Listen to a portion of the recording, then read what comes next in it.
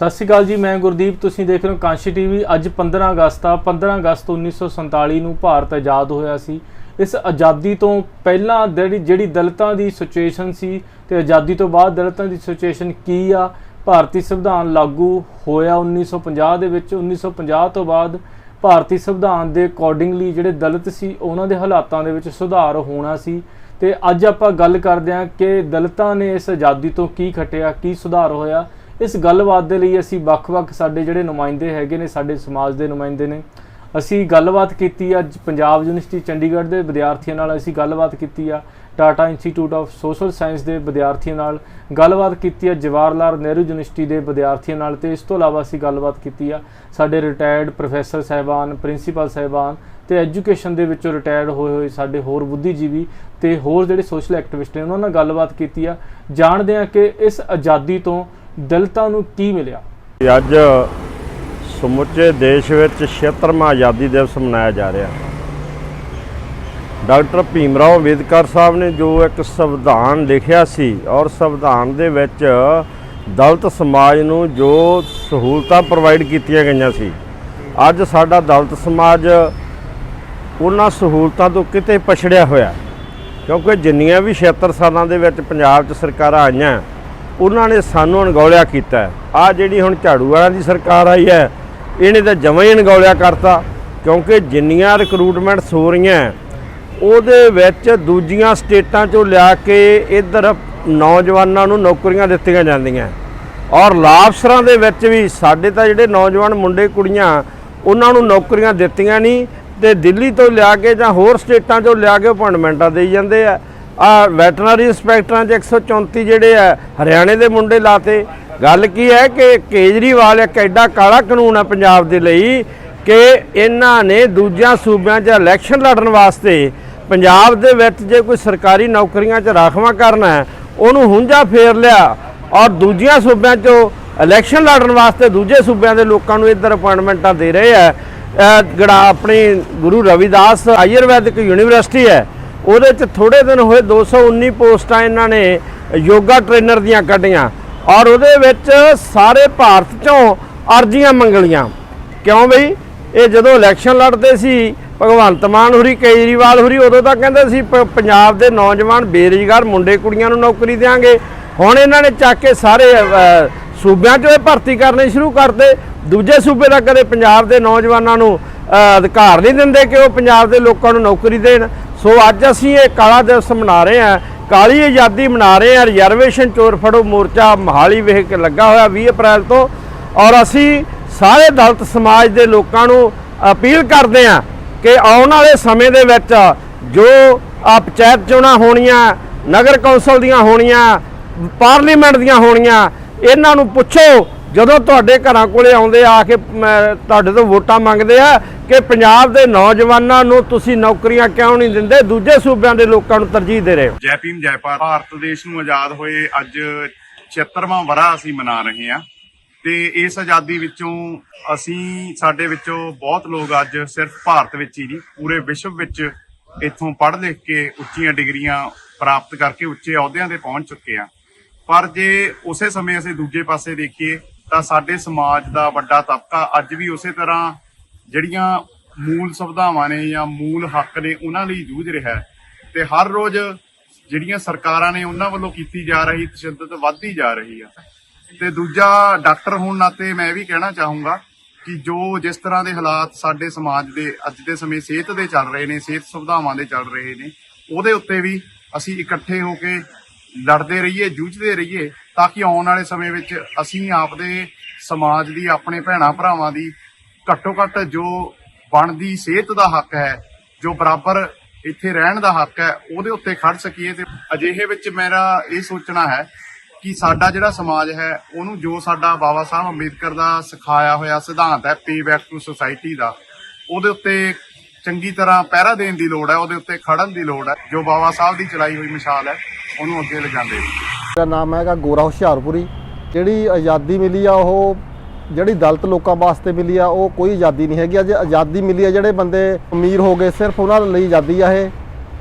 Number 2 ਅਸੀਂ ਮੋਰਚੇ ਵਿੱਚ ਬੈਠੇ ਆ, ਫਿਰ ਇਹ ਕਾਹਦੀ ਆਜ਼ਾਦੀ ਹੋਈ? ਪਹਿਲਾਂ ਤਾਂ ਮੈਂ ਥੋੜਾ ਹਿਸਟਰੀ ਤੇ ਜਿਹੜਾ ਹੈਗਾ ਝਾਤ ਮਰਵਾਉਣੀ ਚਾਹੂੰਗਾ ਕਿ 5000 ਸਾਲ ਦੀ ਜਿਹਨੂੰ ਅਸੀਂ ਲਗਭਗ ਕਹਿ ਸਕਦੇ ਹਾਂ ਜਿਹੜਾ ਗੁਲਾਮੀ ਉਹਨਾਂ ਨੇ ਕੱਟੀ, ਠੀਕ ਹੈ ਜਿਹਦੇ ਚ ਪਹਿਲਾਂ ਹੁੰਦਾ ਸੀ ਕਿ ਕੁੱਜੇ ਬੰਨੇ ਹੁੰਦੇ ਸੀ, ਪਿੱਛੇ ਮੂਹਰੇ ਕੁੱਜਾ ਬੰਨਿਆ ਹੁੰਦਾ ਸੀ ਤੁੱਕਣ ਲਈ ਕਿ ਉਹਨਾਂ ਦਾ ਪਰਸਾਵਾ ਜੀ ਨਾ ਪੈ ਜੇ, ਪਿੱਛੇ ਝਾੜੂ ਬੰਨਿਆ ਹੁੰਦਾ ਸੀਗਾ। ਤਾਂ ਜਦੋਂ ਅਸੀਂ ਆਜ਼ਾਦੀ ਦੀ ਗੱਲ ਕਰਦੇ ਹਾਂ, 15 ਅਗਸਤ 1947 ਨੂੰ ਸਾਡਾ ਦੇਸ਼ ਆਜ਼ਾਦ ਹੁੰਦਾ ਤੇ 26 ਜਨਵਰੀ 1950 ਨੂੰ ਸਾਡਾ ਸੰਵਿਧਾਨ ਲਾਗੂ ਹੁੰਦਾ, ਜਿਹਦੇ ਚ ਬਾਬਾ ਸਾਹਿਬ ਅੰਬੇਡਕਰ ਕਹਿੰਦੇ ਵੀ ਆ ਕਿ ਸੰਵਿਧਾਨ ਜਿੰਨਾ ਮਰਜ਼ੀ ਵਧੀਆ ਹੋਵੇ, ਜੇ ਉਹਨੂੰ ਇੰਪਲੀਮੈਂਟ ਕਰਨ ਵਾਲੇ ਲੋਕ ਮਾੜੇ ਹੋਣਗੇ ਤਾਂ ਉਹਦਾ ਕੁਝ ਵੀ ਫਾਇਦਾ ਲੋਕਾਂ ਨੂੰ ਨਹੀਂ ਹੋਊਗਾ। ਸੰਵਿਧਾਨ ਜਿੰਨਾ ਮਰਜ਼ੀ ਮਾੜਾ ਹੋਵੇ, ਜੇ ਉਹਨੂੰ ਇੰਪਲੀਮੈਂਟ ਕਰਨ ਵਾਲੇ ਲੋਕ ਚੰਗੇ ਹੋਣਗੇ ਤਾਂ ਉਹਦਾ ਕੁਛ ਨਾ ਕੁਛ ਫਾਇਦਾ ਜਿਹੜਾ ਹੈਗਾ ਲੋਕਾਂ ਨੂੰ ਜ਼ਰੂਰ ਹੋਊਗਾ। ਤੇ ਅੱਜ ਜਦੋਂ ਅਸੀਂ 76ਵਾਂ ਜਿਹੜਾ ਹੈਗਾ ਆਜ਼ਾਦੀ ਦਾ ਦਿਹਾੜਾ ਮਨਾ ਰਹੇ ਹਾਂ, ਮੈਂ ਪੰਜਾਬ ਯੂਨੀਵਰਸਿਟੀ ਦੇ ਕੈਂਪਸ ਦੇ ਵਿੱਚ ਖੜਾਂਗਾ, ਤਾਂ ਸਾਨੂੰ ਦੇਖਣਾ ਪਊਗਾ ਕਿ ਗਰਾਊਂਡ ਦੇ ਤਾਂ ਬਹੁਤ ਵੱਡੀਆਂ ਗੱਲਾਂ ਨੇ ਕਿ ਦਲਿਤਾਂ ਦੇ ਜਿਹੜੇ ਗਰਾਊਂਡ ਜ਼ੀਰੋ ਦੇ ਉੱਪਰ, ਗਰਾਊਂਡ ਦੇ ਉੱਪਰ ਜਿਹੜੇ ਦਲਿਤ ਪਛੜੇ ਮਜ਼ਦੂਰ ਰਹਿੰਦੇ ਆ, ਉਹਨਾਂ ਦੀ ਕੀ ਹਾਲਤ ਹੁੰਦੀ ਹੋਊਗੀ। ਅਸੀਂ ਕਹਿੰਦੇ ਆ ਕਿ ਜਿਹੜਾ ਅਸੀਂ ਕਹਿੰਦੇ ਸੀ ਆਬਜੈਕਟਿਵ ਹੋਣਗੇ ਕਿ ਪੜ੍ਹਾਈ ਦੇ ਨਾਲ ਬੜਾ ਡਿਸਕੋਰਸ ਚੱਲਦਾ ਕਿ ਪੜ੍ਹਾਈ ਦੇ ਨਾਲ ਜਾਤ ਪਾਤ ਖਤਮ ਹੋ ਜਾਂਦੀ ਹੈ, ਪਰ ਸਾਨੂੰ ਦੇਖਣਾ ਪਊਗਾ ਯੂਨੀਵਰਸਿਟੀਆਂ ਦੇ ਵਿੱਚ ਆ ਕੇ ਇੱਥੋਂ ਦੇ ਪ੍ਰੋਫੈਸਰ, ਇੱਥੇ ਦੇ ਜਿਹੜੇ ਹੈਗੇ ਆ ਨਾਲ ਸਹਿਪਾਠੀ ਹੁੰਦੇ ਆ ਜਿਹੜੇ, ਕਿਸ ਤਰ੍ਹਾਂ ਉਹਨਾਂ ਨੂੰ ਜਿਹੜਾ ਹੈਗਾ ਲੋ ਫੀਲ ਕਰਾਇਆ ਜਾਂਦਾ, ਤੁਸੀਂ ਰੈਜ਼ਰਵੇਸ਼ਨ ਤੋਂ ਚੁਣ ਕੇ ਆਏ ਆ। ਸਭ ਤੋਂ ਵੱਡੀ ਗੱਲ ਹੈ ਕਿ ਫਾਰਮ ਚੇਂਜ ਹੋ ਗਈ ਆ, ਕੁੱਜਾ ਲੱਥ ਗਿਆ, ਠੀਕ ਆ, ਝਾੜੂ ਹੋ ਗਿਆ, ਇੰਟੈਂਸ਼ਨ ਜਿਹੜੀ ਉਹੀ ਆ ਜੀ। ਅਪਰ ਕਾਸਟ ਜਿਹੜੇ ਲੋਕ ਜਿਨ੍ਹਾਂ ਦੀ ਇੰਟੈਂਸ਼ਨ ਉਹੀ ਜਿਹੜਾ ਮਨੂਵਾਦੀ ਸਿਸਟਮ, ਉਹਨਾਂ ਦੇ ਦਿਮਾਗਾਂ ਦੇ ਵਿੱਚ ਮਨੂਵਾਦ ਆ ਜਿਹੜਾ ਅਜੇ ਵੀ ਉਸ ਤਰ੍ਹਾਂ ਹੀ ਭਰਿਆ, ਕਿਤੇ ਉਹ ਰੈਜ਼ਰਵੇਸ਼ਨ ਦੇ ਤਾਨੇ ਮੇਨੇ, ਜਿਹਦੇ 'ਚ ਅਸੀਂ ਦੇਖਦੇ ਹਾਂ ਵੱਡੇ ਵੱਡੇ ਇੰਸਟੀਟਿਊਟਸ ਦੇ ਵਿੱਚੋਂ ਜਿਹੜੇ ਹੈਗੇ ਆ ਸਕਾਲਰਸ ਜਿਹੜੇ ਹੈਗੇ ਆ ਸੁਸਾਇਡ ਕਰਦੇ ਹੈਗੇ। ਪਹਿਲਾਂ ਤਾਂ ਸੀਗਾ ਕਿ ਜਿਹੜਾ ਹੈਗਾ ਦਰੋਣਾਚਾਰੀਆਂ ਨੇ ਏਕਲਵਿਆ ਤੋਂ ਸਿੱਧਾ ਅੰਗੂਠਾ, ਹੁਣ ਉਹ ਸਿਸਟਮ ਜਿਹੜਾ ਚਲਿਆ ਗਿਆ। ਅਗਲੇ ਸੋਨੂੰ ਜਿਹੜਾ ਹੈਗਾ ਸਾਦੇ ਆ, ਬੁਲਾਉਂਦੇ ਆ। ਪਿਛਲਾ ਮੈਂ ਇਨਸੀਡੈਂਟ ਦੱਸੂਗਾ ਪੰਜਾਬ ਯੂਨੀਵਰਸਿਟੀ ਦਾ। ਪੰਜਾਬ ਦੀ ਇੱਕ ਪੋਸਟ ਮੈਟ੍ਰਿਕ ਸਕਾਲਰਸ਼ਿਪ ਸਕੀਮ ਆ, ਉਹਦੇ ਅਨੁਸਾਰ ਜਦੋਂ ਬੱਚੇ ਆਪਣੀਆਂ ਡਿਗਰੀ ਡੀਐਮਸੀ ਲੈਣ ਜਾਂਦੇ ਸੀ ਤਾਂ ਉੱਥੋਂ ਦੀ ਜਿਹੜੇ ਡੀਲਿੰਗ ਸੀਗੇ ਉਹ ਕਹਿੰਦੇ ਸੀ ਹੁਣ ਤੁਸੀਂ ਫ੍ਰੀ ਪੜੋਗੇ ਤਾਂ ਕਾਸਟੇਜਮ ਨਹੀਂ ਤਾਂ ਕੀ ਆ, ਉਹਨਾਂ ਦਾ ਮਤਲਬ ਹੀ ਨਹੀਂ ਬਣਦਾ, ਕਿਉਂਕਿ ਜਿਹੜੀਆਂ ਇਹ ਪ੍ਰੋਵੀਜ਼ਨ ਜਾਂ ਜਿਹੜੀਆਂ ਇਹ ਸਕੀਮਸ ਆ ਇਹ ਅਪਲਿਫਟਮੈਂਟ ਲਈ ਬਣਾਈਆਂ ਗਈਆਂ ਸੀ। ਸੋਸ਼ਲ ਬੈਕਵਰਡਨੈਸ ਹੈਗੀ, ਜਿਹੜੀ ਰੈਜ਼ਰਵੇਸ਼ਨ ਇਹਨਾਂ ਦੀ ਮਜਬੂਰੀ ਆ ਕਿ ਸਾਡੇ ਕੋਲ ਰਿਟਰਨ ਚ ਜਿਹਨਾਂ ਦਾ ਬਸ ਚੱਲੇ ਉਹਨੂੰ ਖਤਮ ਕਰੇ, ਉਹ ਸਾਨੂੰ ਜਲੀਲ ਕਰ ਕਰਕੇ ਦਿਖਾਉਂਦੇ ਆ ਕਿ ਭੀਖ ਆ ਤੁਹਾਡੇ ਲਈ, ਹਾਲਾਂਕਿ ਉਹ ਸਾਡਾ ਰਾਈਟ ਆ। ਤੇ ਅੱਜ ਵੀ ਮੈਂ ਕਹੂੰਗਾ ਦਲਿਤ ਜਿਹੜੀਆਂ ਹੈਗੀਆਂ ਫਾਰਮ ਚੇਂਜ ਹੋ ਗਈਆਂ, ਅੱਜ ਵੀ ਜਲਾਲਤ ਦੀ ਜਿਹੜੀ ਜ਼ਿੰਦਗੀ ਆ ਜਿਉਂ ਰਹੇ ਆ ਪਿੰਡਾਂ ਦੇ ਵਿੱਚ। ਮੈਂ ਪਹਿਲਾਂ ਹੀ ਦੱਸ ਕੇ ਹਟਿਆ ਜੀ, ਫਿਰ ਉਹ ਆਗਾ ਤੇ ਇੱਥੇ ਜਿਹੜਾ ਸਾਨੂੰ ਦੇਖਣਾ ਪਊਗਾ ਤੇ ਇਹ ਇੰਸਟੀਟਿਊਟਾਂ ਦੇ ਵਿੱਚ ਆ ਕੇ ਜਿੱਥੋਂ ਇੱਥੋਂ ਭਵਿੱਖ ਨਿਕਲਦਾ ਦੇਸ਼ ਦਾ, ਵੱਡੇ ਵੱਡੇ ਰਾਜਨੇਤਾ, ਵੱਡੇ ਵੱਡੇ ਸਕਾਲਰ, ਰਿਸਰਚ ਹੁੰਦੀਆਂ, ਉੱਥੇ ਵੀ ਸਾਨੂੰ ਜਾਤ ਪਾਤ ਦਾ ਜਿਹੜਾ ਪ੍ਰੋਫੈਸਰਾਂ ਦੁਆਰਾ ਵੀ ਤੇ ਨਾਲ ਪੜ੍ਹਦੇ ਜਿਹੜੇ ਸਹਿਪਾਠੀ ਆ ਸਾਨੂੰ ਉਹਨਾਂ ਦੁਆਰਾ ਕਰਨਾ ਪੈ ਰਿਹਾ। ਤੇ ਮੈਂ ਕਹੂੰਗਾ ਝੂਠੀ ਆਜ਼ਾਦੀ ਵੀ ਕਹੂੰਗਾ ਮੈਂ। ਵਾਹਿਗੁਰੂ ਜੀ ਖਾਲਸਾ ਵਾਹਿਗੁਰੂ ਜੀ ਫਤਿਹ।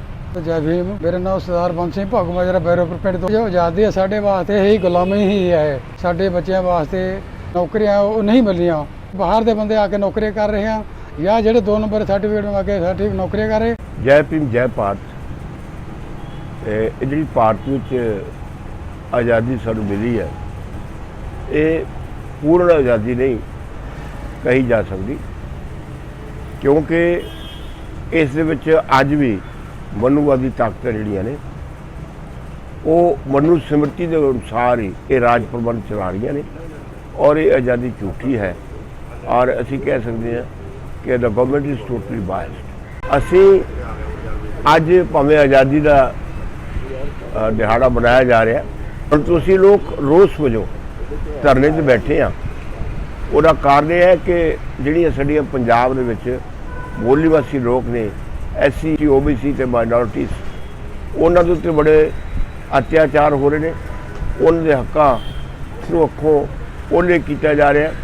ਉਦਾਹਰਨ ਦੇ ਤੌਰ ਤੇ ਪੰਜਾਬ ਹੀ ਇੱਕ ਇਹੋ ਜਿਹਾ ਸਟੇਟ ਹੈ ਜਿਹਦੇ ਵਿੱਚ ਮੰਡਲ ਕਮਿਸ਼ਨ ਲਾਗੂ ਨਹੀਂ, 85ਵੀਂ ਸੋਧ ਲਾਗੂ ਨਹੀਂ, ਰਾਈਟ ਟੂ ਐਜੂਕੇਸ਼ਨ ਲਾਗੂ ਨਹੀਂ, ਮਨਰੇਗਾ ਐਕਟ ਲਾਗੂ ਨਹੀਂ। ਹੁਣ ਜੇ ਆਪਾਂ ਗੱਲ ਕਰੀਏ ਐਜੂਕੇਸ਼ਨ ਦੀ, ਠੀਕ ਆ, ਜਿਵੇਂ ਐਜੂਕੇਸ਼ਨ ਦੇ ਵਿੱਚ ਵੀ ਰਿਜ਼ਰਵੇਸ਼ਨ ਪਾਲਿਸੀ, ਠੀਕ ਆ। ਅੱਜ ਆਪਾਂ ਜਿਵੇਂ ਹੁਣ ਯੂਨੀਵਰਸਿਟੀ ਖੜੇ ਆ, ਯੂਨੀਵਰਸਿਟੀ ਦੇ ਵਿੱਚ ਵੀ ਜਿਹੜੀ ਐਜੂਕੇਸ਼ਨ ਪਾਲਿਸੀ ਨੂੰ ਲਾਗੂ ਕਰਵਾਉਣ ਲਈ ਉਹ ਸਾਨੂੰ ਫਿਰ ਵੀ ਉਸ ਤਰੀਕੇ ਨਾਲ ਜੱਦੋਜਹਿਦ ਕਰਨੀ ਪੈਂਦੀ ਹੈ ਨਾ। ਸਾਨੂੰ ਫਿਰ ਵੀ ਉਹਨਾਂ ਨੂੰ ਮਨਵਾਉਣਾ ਪੈਂਦਾ, ਦੱਸਣਾ ਪੈਂਦਾ ਵੀ ਹਾਂਜੀ ਇਹ ਪਾਲਿਸੀ ਆ। ਫਿਰ ਉਹ ਛੇਤੀ ਛੇਤੀ ਇੰਪਲੀਮੈਂਟ ਨਹੀਂ ਹੁੰਦੀ ਹੈਗੀ, ਕਿਉਂਕਿ ਕੰਸਰਨ ਅਥਾਰਟੀ ਚਾਹੁੰਦੀ ਹੈ, ਕਿਉਂਕਿ ਮੇਨ ਗੱਲ ਹੈ ਇੰਟੈਂਸ਼ਨ ਦੀ, ਹੈ ਨਾ। ਜੇ ਕੋਈ ਕਾਨੂੰਨ ਬਣ ਗਿਆ, ਕੋਈ ਸਕੀਮ ਬਣ ਗਈ, ਤਾਂ ਉਹਨੂੰ ਲਾਗੂ ਕਰਵਾਉਣ ਲਈ ਵੀ ਸਾਨੂੰ ਫਿਰ ਉਹੀ ਕੁਛ ਕਰਨਾ ਪੈਂਦਾ। ਉਹ ਈਜ਼ੀਲੀ ਨਹੀਂ ਹੁੰਦੀਆਂ ਹੈ। ਤੇ ਦੂਜੀ ਗੱਲ ਆਪਾਂ ਕਰੀਏ ਜੇ ਇਕਨੋਮਿਕਲੀ ਹੁਣ ਜ਼ਿਆਦਾਤਰ ਆਪਾਂ ਦੇਖੀਏ ਤਾਂ ਉਹ ਜ਼ਮੀਨ ਨਾਲ ਜੁੜੀਆਂ ਚੀਜ਼ਾਂ ਹੁੰਦੀਆਂ ਨੇ ਨਾ। ਆਪਾਂ ਇਹਦੇ 'ਚ ਇੱਕ ਬੜਾ ਤੀਜੇ ਹਿੱਸੇ ਦੀ ਜਿਹੜੀ ਜ਼ਮੀਨ ਆ ਉਹਦੇ ਲਈ ਵੀ ਜਿਹੜੇ ਹੁਣ ਪੰਜਾਬ ਦੇ ਐਸਸੀ ਭਾਈਚਾਰੇ ਨਾਲ ਬਿਲੋਂਗ ਕਰਦੇ ਜਿਹੜੇ ਹੈਗੇ ਨੇ, ਠੀਕ ਆ, ਉਹਨਾਂ ਨੂੰ ਵੀ ਆਪਣੇ ਤੀਜੇ ਹਿੱਸੇ ਦੀ ਜਿਹੜੀ ਜ਼ਮੀਨ ਲੈਣ ਲਈ ਉਹੀ ਸੰਘਰਸ਼ ਫੇਰ ਕਰਨਾ ਪੈਂਦਾ। ਹਜੇ ਵੀ ਮੈਨੂੰ ਲੱਗਦਾ ਵੀ ਜੇ ਆਪਾਂ ਗੱਲ ਕਰੀਏ 1200 ਤੋਂ ਜ਼ਿਆਦਾ ਪਿੰਡ ਨੇ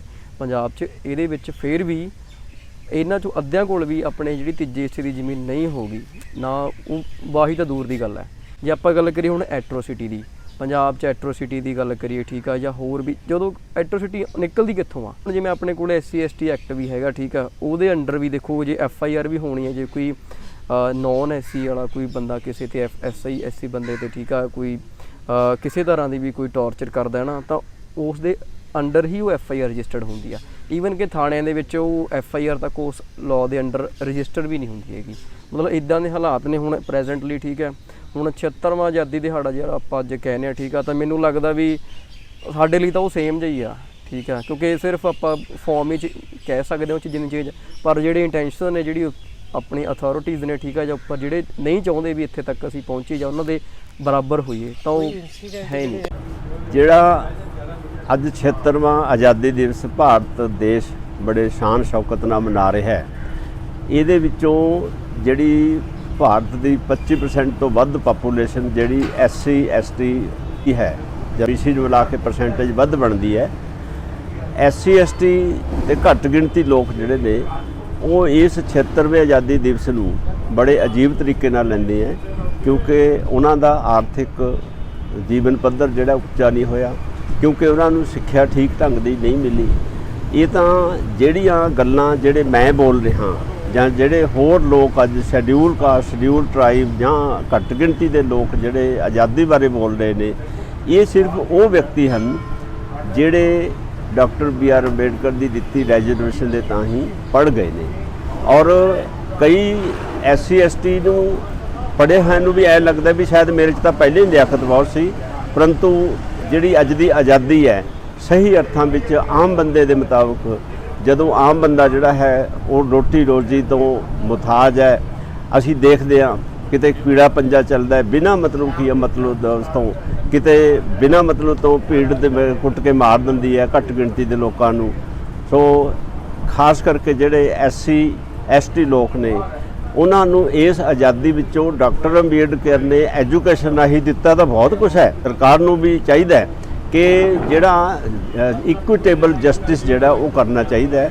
ਇਹ ਨਾ ਹੋਵੇ ਵੀ ਜਿਹੜੇ ਖਾਂਦੇ ਪੀਂਦੇ ਆ ਉਹ ਲੋਕ ਜ਼ਿਆਦਾ ਨਿਆਂ ਦੇ ਨੇੜੇ ਰਹਿਣ, ਜ਼ਿਆਦਾ ਆਰਥਿਕ ਸੁੱਖ ਸਹੂਲਤਾਂ ਦੇ ਨੇੜੇ ਰਹਿਣ, ਬਾਕੀਆਂ ਨੂੰ प्रॉब्लम आ। जय भीम।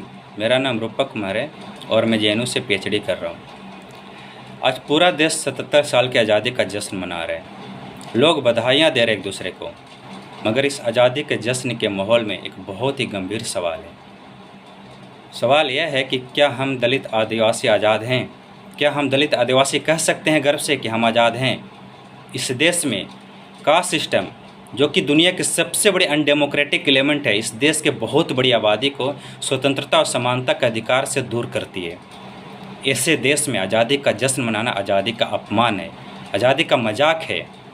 यह मैं रिटोरिक वे में नहीं बोल रहा हूँ, इस देश के सरकारी आंकड़े खुद ही बताते हैं। NCRB के आंकड़ों के अनुसार दलितों के अगेंस्ट में एट्रोसिटीज में 1.2% की बढ़ोतरी हुई है, वहीं आदिवासियों के अगेंस्ट में 2.6% की बढ़ोतरी हुई है। इस देश में हर दिन 10 दलित महिलाओं का रेप किया जाता है। आज भी हम दलित आदिवासी को मुँह छिड़कने पर जान मार दिया जाता है, पानी पीने पर जान मार दिया जाता है, घोड़ी चढ़ने पर जान मार दिया जाता है। तो हम क्या कह सकते हैं कि हम आज़ाद हैं? जय भीम साथियों। तो आज 15 अगस्त आप सभी को ज्ञात है कि आज भारत तो देश स्वतंत्र हुआ था, लेकिन मेरा आप सभी से एक प्रश्न है कि हम सही में आज़ाद हुए क्या, और उसका हमें आंसर भी मिलता है कि नहीं। तो फिर ये आज़ादी किसकी है? क्योंकि आज भी हमारे साथी, हमारे लोग, हमारे कम्युनिटी में आज भी कोई पानी के लिए मरता है, तो कोई छोटी कास्ट है उसके लिए मरता है। तो ये सारी चीज़ें क्यों हो रही है? इसको भी हमें एक व्यक्ति होकर सोचना चाहिए क्योंकि दिन ब दिन ये सारी चीज़ें बढ़ रही है, ना कि कम हो रही है। और हम देखते आ रहे हैं कि जब मतलब भारत देश में कैपिटलिज्म बढ़ने के कारण ही ये सारी चीज़ें हो रही है। तो हमें ये भी देखना पड़ेगा कि ये आज़ादी किसकी है। अन्ना भाऊ साठे भी बोलते थे ये आज़ादी झूठी है, देश की जनता भूखी है। तो इस पे भी हमें सोचना पड़ेगा। तो बस यही है, मैं आपको एक इंसिडेंट बताना चाहूँगा कि जो ये पिछले साल इसी तारीख आई थिंक इसी तारीख को एक बच्चे की जान चली गई। जान इसलिए गई ताकि उसका नाम इंद्रपाल मेघवाल था। उन्होंने सिर्फ घड़े से पानी पिया और टीचर ने उसको इतना मारा, बेरहमी से मारा, और बच्चे ने वहाँ पे ही अपना दम तोड़ दिया। तो ये इतनी क्रूरता से हम यहाँ पर भारत देश का अमृत महोत्सव मना रहे हैं। तो आपसे मेरा सभी से एक क्वेश्चन है कि आप अपने मन से पूछिए, आप अपने जहन से पूछिए, आप अपने उस बॉडी से पूछिए, शरीर से पूछिए, क्या सही में आप आज़ाद हुए हैं क्या। Thank you so much. जय भीम साथियों। हर तरह की खबर सब तो पहला वेखण लई सबसक्राइब करो चैनल कांशी टीवी। हर अपडेट का संकेत मिलता रहे, दबाओ बैल आइकन अते लाइक करो फेसबुक पेज कांशी टीवी।